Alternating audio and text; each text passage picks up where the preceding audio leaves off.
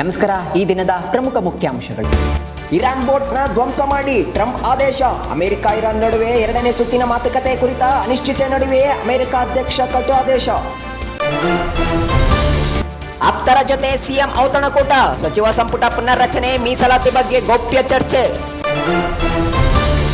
10ರ ಫಲಿತಾಂಶ 100ರ ಹತ್ತಿರ. ಎಸ್ಎಸ್ಎಲ್ಸಿ ವಿದ್ಯಾರ್ಥಿಗಳ ಯಶಸ್ಸು 94.1% ಜಿಗಿತ. 34 ಶೈಕ್ಷಣಿಕ ಜಿಲ್ಲೆಗಳ ಸಾಧನೆ 90%ಕ್ಕೂ ಅಧಿಕ.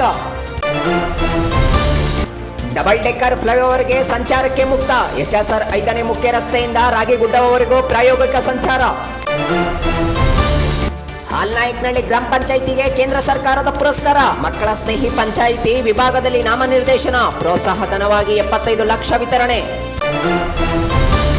ಪಶ್ಚಿಮ ಬಂಗಾಳ, ತಮಿಳುನಾಡಿನಲ್ಲಿ ದಾಖಲೆ ಮತದಾನ. ಕೆಲವೆಡೆ ಘರ್ಷಣೆ, ಪ್ರತಿಭಟನೆ, ಮಾತಿನ ಚಕಮಕಿ ಹೊರತುಪಡಿಸಿದರೆ ಬಹುತೇಕ ಶಾಂತಿಯುತ ಮತದಾನ.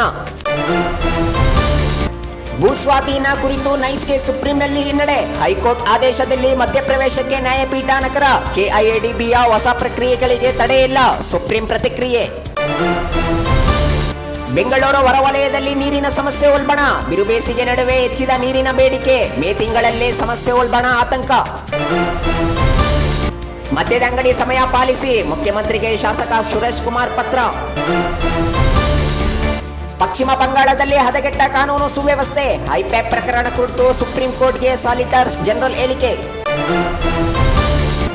ರಾಜ್ಯದಲ್ಲಿ ಪೆಟ್ರೋಲ್, ಡೀಸೆಲ್, ಅನಿಲ ಕೊರತೆ ಇಲ್ಲ. ಗೊಂದಲ ಸರಿಪಡಿಸಿಕೊಳ್ಳಲು ಕಾಲಮಿತಿಯೊಳಗೆ ಕ್ರಮ ಕೈಗೊಳ್ಳುತ್ತೇವೆ. ತೈಲ ಕಂಪನಿಗಳ ಸ್ಪಷ್ಟನೆ. ಪರಮೇಶ್ವರ್ ವಿರುದ್ಧ ಪ್ರಕರಣಕ್ಕೆ ತಡೆ. ಕಬಡ್ಡಿ ಪಂದ್ಯದಲ್ಲಿ ಅನಧಿಕೃತ ಬೆಟ್ಟಿಂಗ್ ಕಟ್ಟಿ ಅಪರಾಧ ಕೃತ್ಯ ಎಸಗಿದ ಆರೋಪ. ತಮಿಳುನಾಡಿನ ತ್ರಿಶೂರ್ಪುರಂನಲ್ಲಿ ಪಟಾಕಿ ನಿಷೇಧ. 14 ಜನರ ಸಾವಿಗೆ ಕಾರಣವಾದ ಮುಡಂತಿಕೋಟ್ ಪಟಾಕಿ ದುರಂತ. 39 ಸರ್ಕಾರಿ ಆಸ್ಪತ್ರೆಯಲ್ಲಿ ಕೀಲು ಬದಲಿ ಚಿಕಿತ್ಸೆ. ಖಾಸಗಿ ಆಸ್ಪತ್ರೆಗಳಿಗೆ ಶಿಫಾರಸು ತಡೆಯಲು ಸರ್ಕಾರಿ ಶಸ್ತ್ರಚಿಕಿತ್ಸಕರಿಗೆ ತರಬೇತಿ.